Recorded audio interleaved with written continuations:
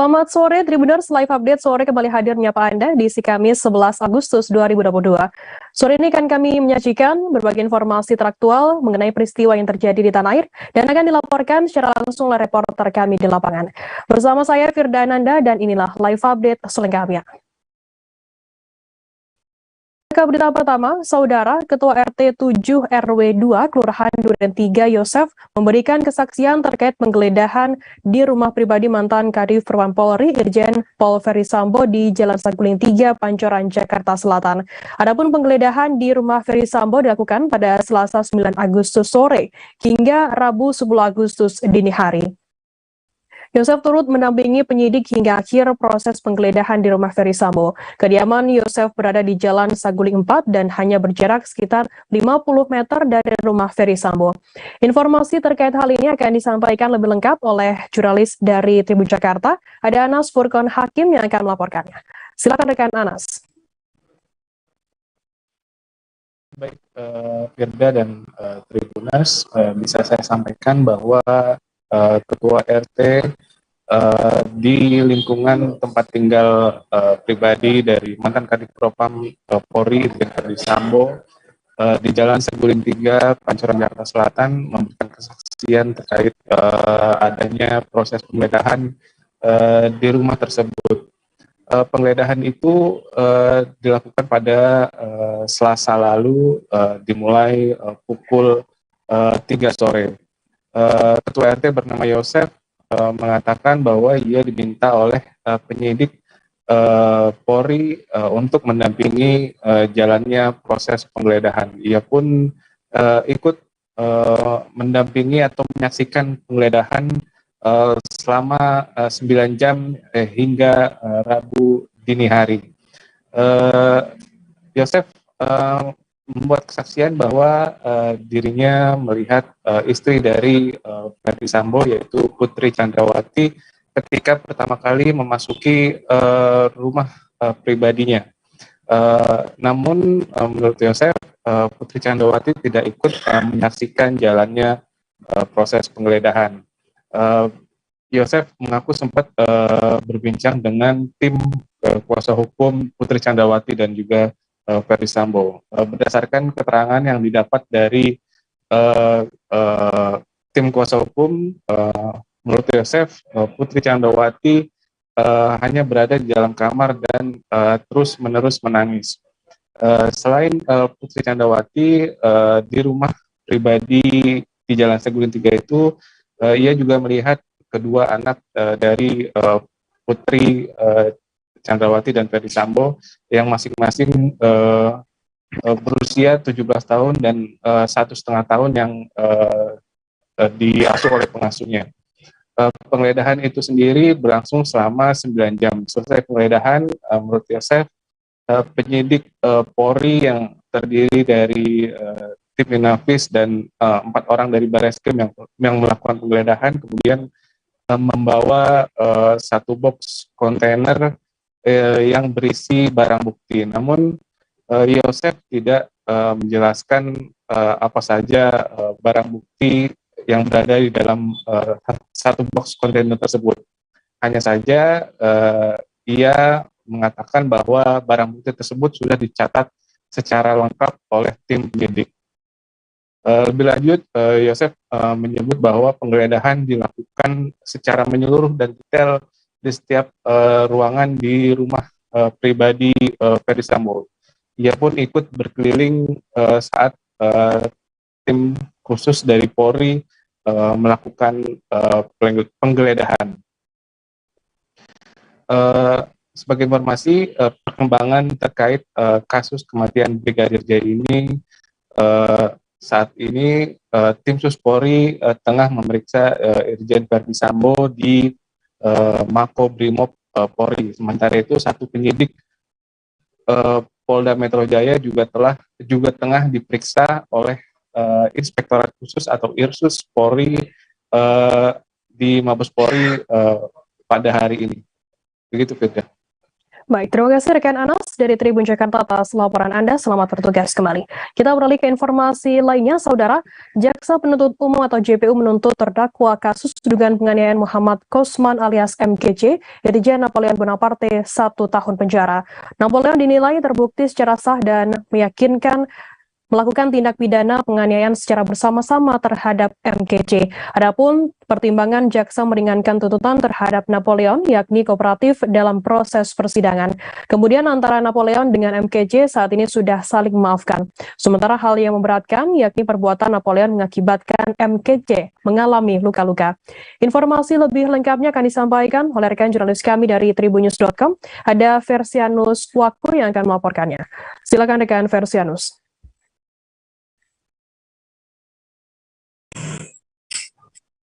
Oke, baik rekan Firda dan terima kasih sekalian.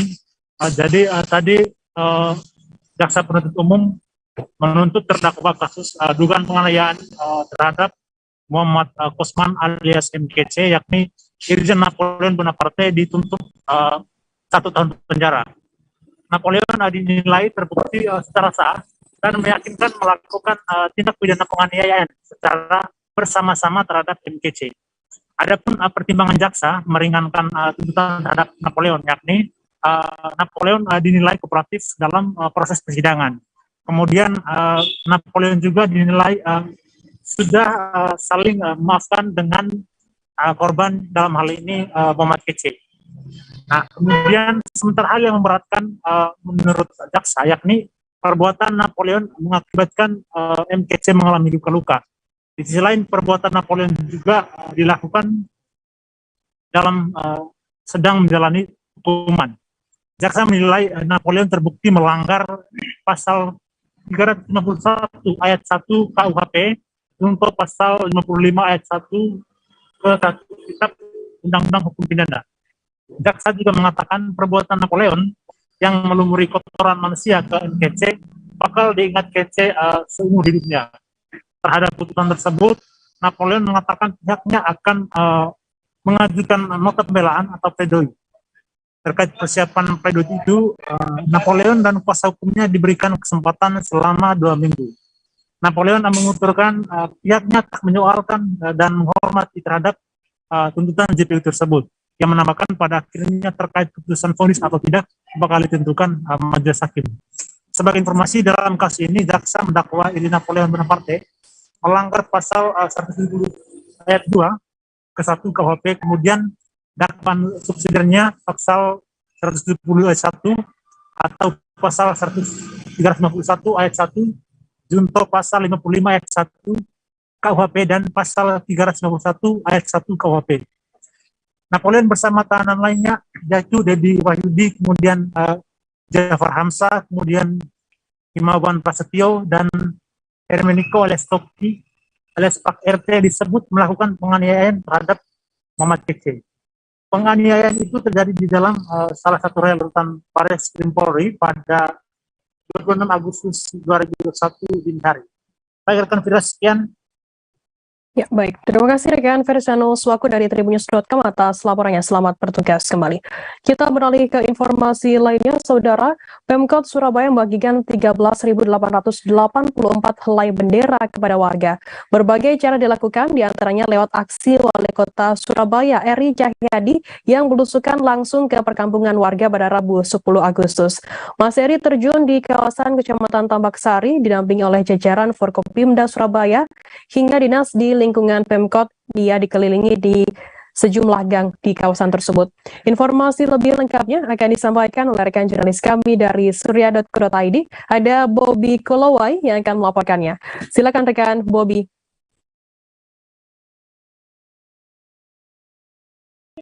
Ya, selamat sore rekan Firda dan Tribunnews dimanapun berada. Benar sekali bahwa pemerintah Kota Surabaya mulai membagikan ribuan bendera kepada warga Kota Surabaya. Secara langsung Wali Kota Surabaya Eri Cahyadi belusukan begitu ya, membagikan sejumlah bendera ke warga di Kecamatan Tambak Sari yang mulai dilakukan pada Rabu kemarin atau tanggal 10 Agustus. Ada sejumlah bendera dan perangkat ya yang dibagikan kepada warga, dan bagi warga yang memang belum memasang bendera, mereka langsung mendapatkan sejumlah perangkat gitu langsung dari petugas. Dalam pembagian ini wali kota tidak berjalan sendiri, namun dikawal atau didampingi dengan sejumlah anggota Forkopimda jajaran samping, baik dari pihak kepolisian maupun TNI. Program pembagian bendera ini juga merupakan salah satu tindak lanjut dari program pemerintah pusat melalui Kementerian Dalam Negeri ya, yang membagikan sekitar program pembagian bendera, yang mana di Surabaya sendiri ada sekitar 13.000 bendera yang dibagikan dalam rangka peringatan kemerdekaan Republik Indonesia tahun ini. Nah, Firda dan Tribuners, di Surabaya sendiri dalam peringatan kemerdekaan tahun ini, Pemkot Surabaya akan menggelar sejumlah perlombaan begitu ya, yang nantinya akan diikuti baik oleh jajaran di lingkungan Pemkot Surabaya serta masyarakat umum, yang mana telah dimulai sejak Rabu kemarin hingga akhir Agustus mendatang. Di antara yang menarik di Surabaya nanti adalah lomba balap perahu layar yang akan digelar Sabtu mendatang, serta panjat pinang yang juga akan dilakukan pada Sabtu mendatang. Menariknya ini akan menjadi salah satu event spektakuler ya setelah 2 tahun terjadi pandemi, dan ini menjadi kali pertama Surabaya kembali menggelar pesta rakyat begitu, yang lokasinya ada di Taman Hiburan Pantai Kenjeran atau THP Kenjeran. Wali Kota Surabaya bersama sejumlah lingkungan Forkopimda pun mengajak sejumlah warga untuk datang ke THP Kenjeran untuk menyaksikan secara langsung atau bahkan ikut serta untuk meramaikan acara tersebut. Selain itu, Wali Kota Surabaya juga menggugah semangat gotong royong anak-anak Surabaya atau anak-anak Surabaya, serta semangat nasionalisme anak-anak Surabaya dengan pemutaran film Bung Karno ya di Balai Pemuda, yang rencananya pemutaran film ini akan dihadiri oleh Wali Kota Surabaya. Nah, Fida, menariknya Wali Kota Surabaya dalam film tersebut juga berperan langsung sebagai Bung Karno masa sekolah, yang mana memang di masa sekolah Bung Karno sempat menghabiskan waktunya di Surabaya ya, dengan mondok begitu di rumah host Cokroaminoto, dan ini kemudian direka ulang dan difilmkan dalam film tersebut. Harapannya Wali Kota Surabaya meminta warga khususnya Kota Surabaya untuk terus menggelorakan semangat gotong royong serta patriotisme yang diberikan oleh pahlawan-pahlawan dahulu termasuk Insinyur Soekarno. Demikian, Firda. Baik, terima kasih rekan Bobby Kolowi atas laporan Anda. Selamat bertugas kembali. Akan kami tampilkan Tribuners wawancara dari Wali Kota Surabaya Eri Cahyadi, dan berikut liputannya untuk Anda. Kita ada pembagian bendera, sebenarnya tidak hanya ini, ada di semua kecamatan. Karena saya berharap untuk mengingat kemerdekaan kita, perjuangan para pejuang dulu sangat luar biasa. Tidak bisa dinilai dengan harta kita, tidak bisa dinilai dengan nyawa kita. Bagaimana beliau dulu berjuang, mempertaruhkan nyawanya untuk kemerdekaan Indonesia. Pada hari ini, kita sebagai penerus dan penjaga bangsa ini hanya diminta untuk memasang bendera, untuk mengingat perjuangan para pahlawan. Maka sejatinya, kalau hari ini wong Surabaya, lek ngejari wong Surabaya, lek gak masang bendera, ya kebacut. Wong Surabaya ini adalah kota pahlawan, kota yang harus mengingat bagaimana perjuangan para pahlawan merebut kemerdekaan. Hari ini dengan semangat kemerdekaan, maka kita diajarkan bagaimana para pahlawan dulu berjuang untuk merebut kemerdekaan. Maka hari ini warga Surabaya memasang bendera merah putih. Maka kita bersama-sama harus bisa merebut kemerdekaan dari kebodohan, dari kemiskinan, dari pengangguran. Dengan cara apa? Dengan cara kebersamaan. Hari ini pun kami tunjukkan bahwa pemerintah kota tidak sendiri. Kami turun harus bergandengan tangan, bergotong royong dengan siapa? Dengan Forkompimda, dengan RT, RW. Maka membangun Surabaya seperti diajar. Ditelantarkan oleh orang tua, nasib kakak adik yang menjadi korban serta terdampak atas perbuatan bejat sang ayah yang tega mencabuli anaknya sendiri. Kini mereka akan diurus di Lembaga Kesejahteraan Sosial Anak atau LKSA Kabupaten Rejang Lebong, dan hal ini dilakukan lantaran kakak beradik ini masih berusia 9 dan 8 tahun. Di usia tersebut keduanya masih membutuhkan kasih sayang serta pendidikan formal maupun pendidikan agama dan lingkungan yang membuat mereka nyaman. Informasi terkait hal ini akan disampaikan oleh jurnalis kami dari Tribun Bengkulu, ada Panji Destama yang akan melaporkannya. Silakan rekan Panji.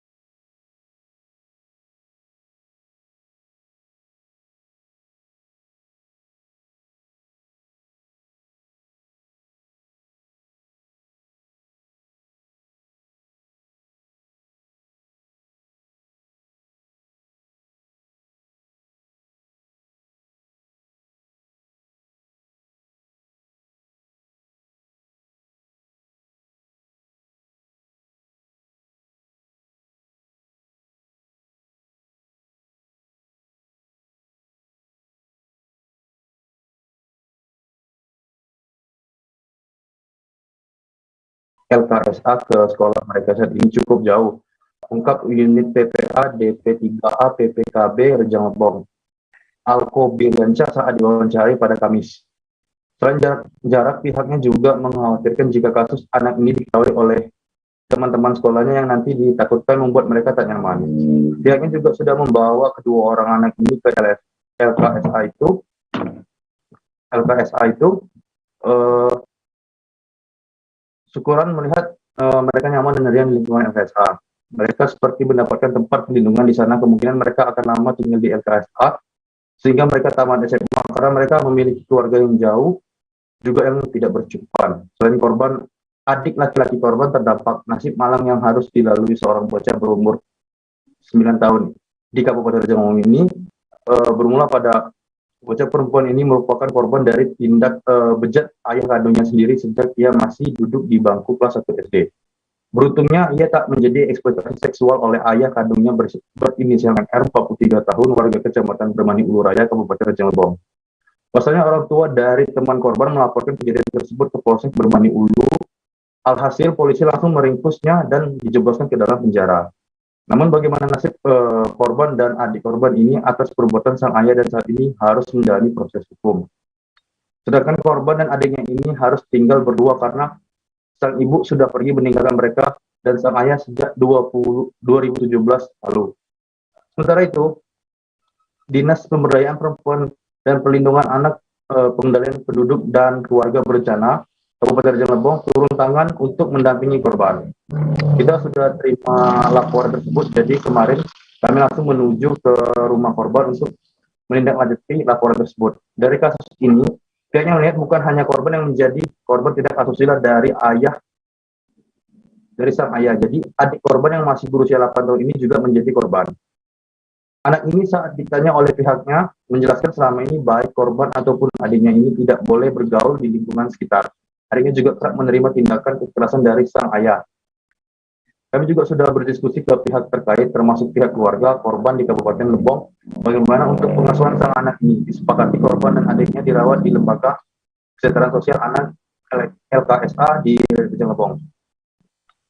Baik untuk kronologisnya sendiri, kejadian aksi tindakan asusila atau pencabulan di Kabupaten Rejang Lebong ini terjadi terakhir pada Selasa 9 Agustus 2022 lalu.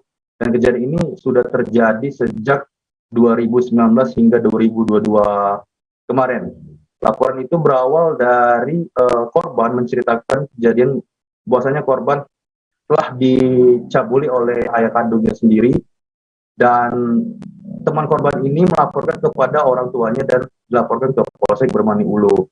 Dalam menjalankan aksinya, pelaku ini juga sempat memfoto bagian alat vital korban dan disimpan di galerinya. Dan untuk perbuatan pelaku sendiri disangkakan pas Undang-Undang Perlindungan Anak dan terancam hukuman penjara selama 15 tahun. Baik, rekan Firda, kembali ke studio. Baik. Terima kasih rekan Panji Destama dari Tribun Bengkulu atas laporannya. Selamat bertugas kembali. Akan kami tampilkan Tribuners wawancara dari Kapolsek Bermani Ulu, Ibda Ibnu Sina dan juga MR tersangka dan juga Alko Birgansyah unit PPA DP3A PPKB Rejang Lebong. Berikut liputannya untuk Anda. Kejadian ini sudah lama semenjak korban kelas 1 SD sampai kelas 4 SD. Jadi tersangka ini sudah bercerai dengan istrinya semenjak tahun 2017. Untuk penangkapan, kami pada saat tetangga yang melapor ini, jadi anak ini menceritakan dengan tetangganya, dengan temannya. Jadi karena temannya menceritakan kepada orang tuanya. Nah, mendengar hal tersebut, orang tua dari temannya ini langsung melapor ke Polsek. Dari Polsek itu, sebagian anggota saya menerima laporan dan kami bawa langsung untuk visum. Pada saat itu juga kami jemput tersangka. Karena pengalaman yang lalu apabila Assalamualaikum warahmatullahi Setelah wabarakatuh. cerai, Pak, sudah berapa lama cerai langsung kita setubuh ini gitu? Itu udah berapa lama kita cerai itu, Pak? Sama istri itu, Pak? Itu udah berjalan sekitar 3 tahun. 3 tahun. Kenapa kita cerai sama istri kita? Ya karena ekonomi. Ekonomi cuman anak ikut kita atau istri yang kabur dari rumah atau seperti apa? Istri yang kabur. Istri kabur dari rumah. Cuma kita sekarang tahu Pak, posisi istri di mana, Pak? Nah, Ini komunikasi juga, Pak. tidak tahu. Tidak pernah tahu, Pak. Sekretaris Dewan Pimpinan Daerah atau DPD Golkar Maluku, James Timisela, menegaskan Erlangga Hartarto harus menjadi Presiden RI di Pilpres 2024 mendatang. Hal itu disampaikan Timisela dalam rapat pimpinan daerah atau Rapimda dan rapat kerja daerah DPD Partai Golkar Kota Ambon pada Rabu 10 Agustus pagi. Untuk itu, Timisela meminta seluruh kader Partai Golkar yang ada di Maluku agar bekerja maksimal, mulai dari Pileg, Pilkada, hingga Pilpres 2024 mendatang. Informasi lebih lengkapnya terkait hal ini akan disampaikan oleh jurnalis kami dari Tribun Ambon. Ada Dedi Aziz yang akan melaporkannya. Silakan rekan Dedi.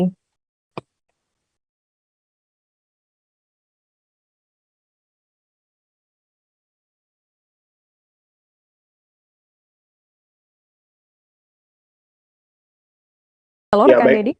Kan Firda dan juga selamat sore. Tribuners, memang dapat kami laporkan pada Rabu pagi kemarin DPD Golkar Kota Ambon telah mengadakan rapat pimpinan daerah dan rapat kerja daerah untuk konsolidasi menuju pemilu 2024 begitu. Seperti yang disampaikan oleh rekan Firda tadi, James Timisela selaku sekretaris DPD Golkar Maluku menegaskan kepada seluruh kader partai begitu supaya bisa memenangkan Ketua Umum Golkar, Ketua Umum Pusat Golkar Airlangga Hartarto sebagai presiden pada Pilpres 2024 mendatang.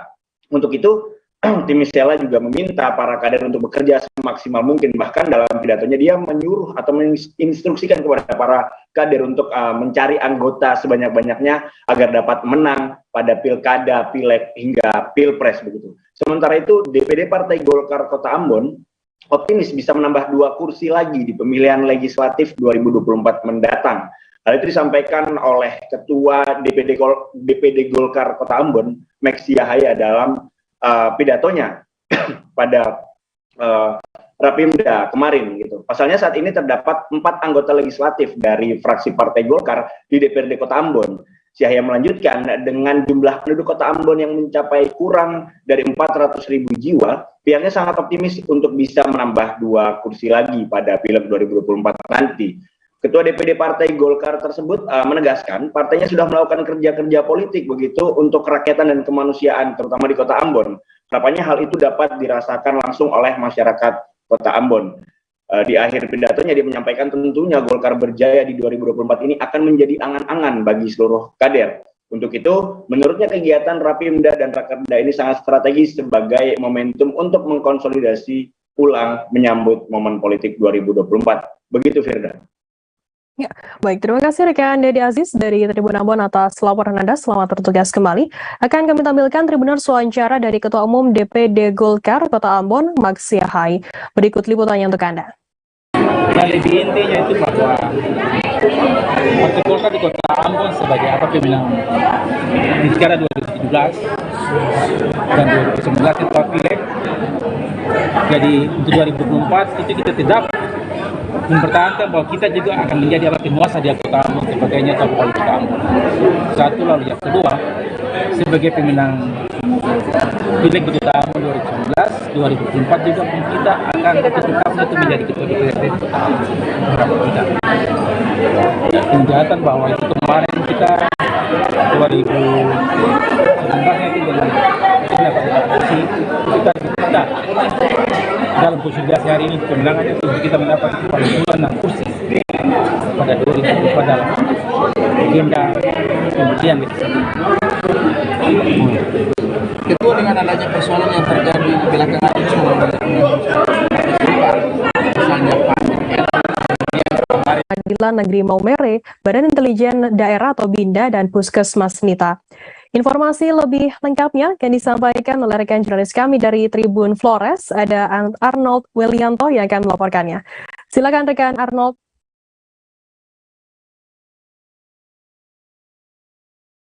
Selamat sore Firda dan juga Tribuners dimanapun berada. Saya laporkan dari Kabupaten Sika, Nusa Tenggara Timur. Memang benar bahwa pada Rabu kemarin Pengadilan Negeri Maumere menyambut hari ulang tahun Mahkamah Agung dan sekaligus merayakan HUT ke-77 Republik Indonesia. Dalam rangka ini Pengadilan Negeri Maumere menggelar vaksinasi bagi masyarakat di Kabupaten Sika baik dari dosis pertama, kedua, dan booster. Kegiatan vaksinasi ini kerjasama antara Pengadilan Negeri Maumere dan Badan Intelijen Negara dengan petugas kesehatan dari Puskesmas Nita, di mana kegiatan ini menyasar ratusan masyarakat di Kabupaten Sika. Pengadilan Negeri sendiri menyiapkan vaksinasi, menyiapkan vaksin sebanyak 3.000 bagi masyarakat di Kota Maumere, di mana dalam kegiatan tersebut masyarakat Kabupaten Sika sangat antusias mengikuti jalannya vaksinasi mulai dari screening kesehatan hingga penyuntikan vaksin. Demikian Firda.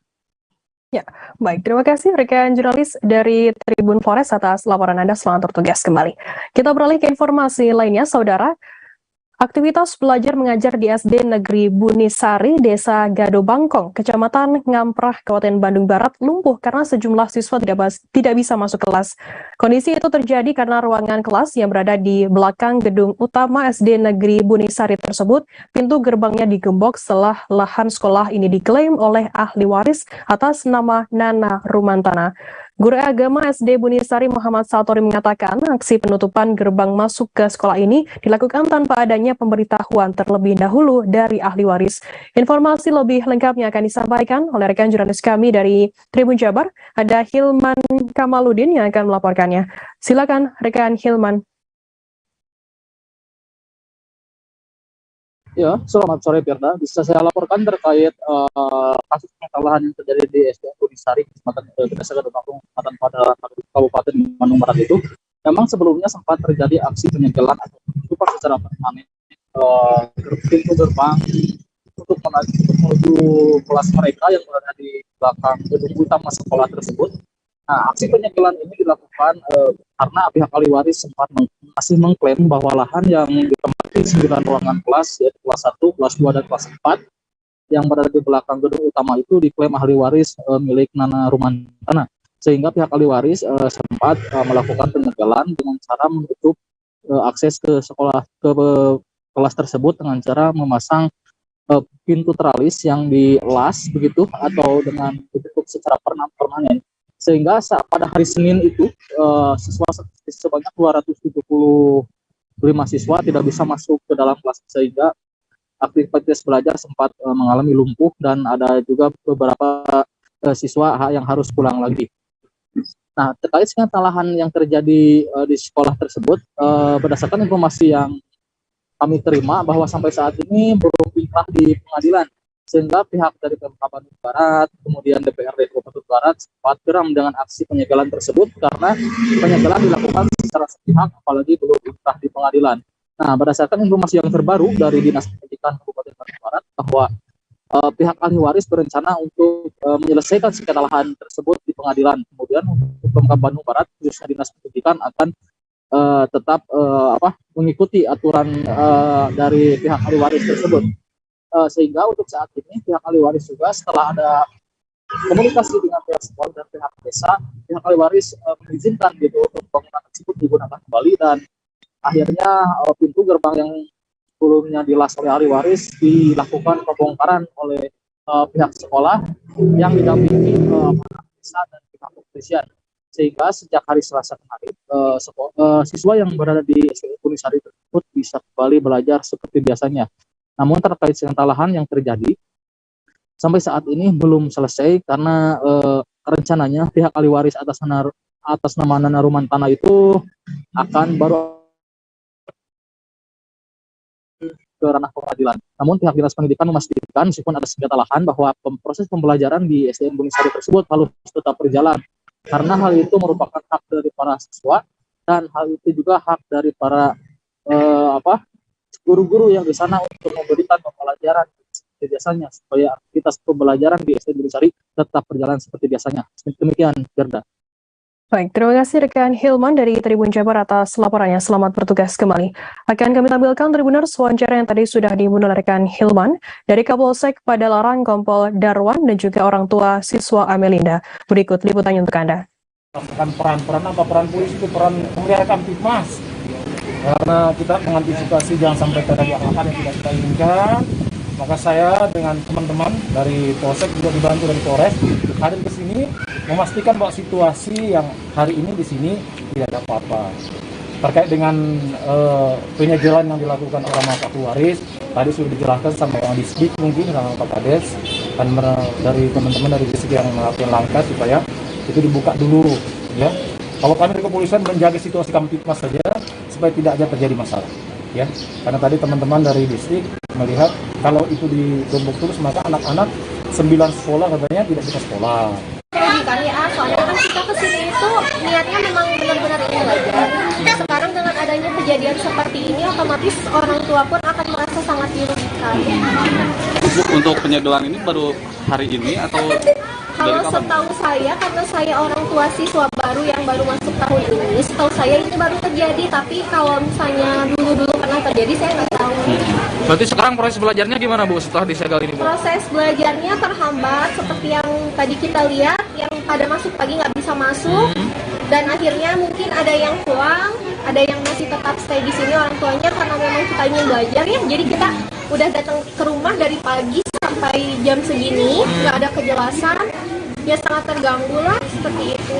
Bu udah komunikasi dengan pihak sekolah Bu terkait hal ini gitu? Oh, kalau dari pihak orang tua sih sudah ke wali kelas masing-masing, tapi mungkin kalau misalnya dari pihak sekolah ke pihak yang bersangkutan belum. Jadi hanya internal kita saja dengan orang tua dengan guru. Polda Sumut mengklaim telah mengantongi identitas terduga bos judi online di kafe warna-warni Kompleks Cemara Asri, Kecamatan Percut, Situan. Direktur Reserse Kriminal Umum Polda Sumut Kombes Tatan Dirsan Atmaja menyebut bos judi online itu berinisial AP. Pihaknya pun mengaku sedang memburu bos judi online yang disebut salah satu terbesar di Sumut itu.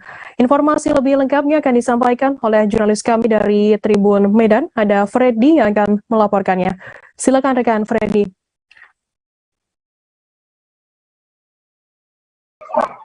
Ya, selamat sore.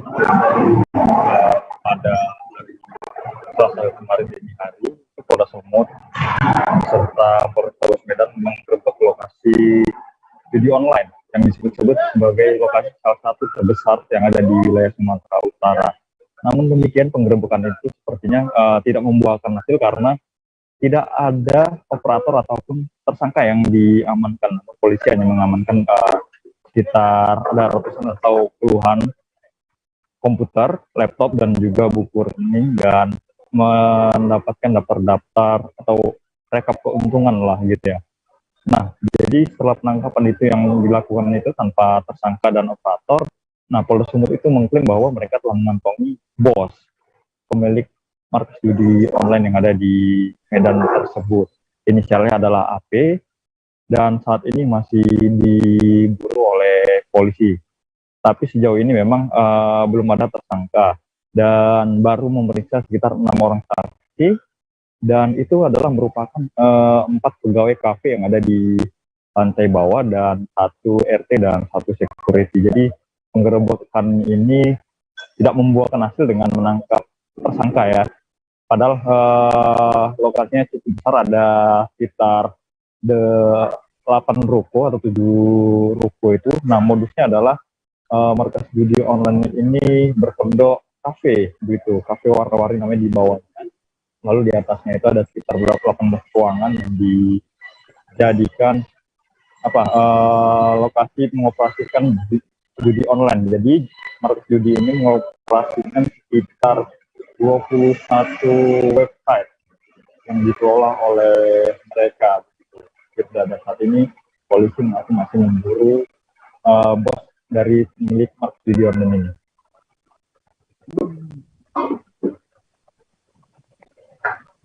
Baik, terima kasih rekan jurnalis dari Tribun Informasi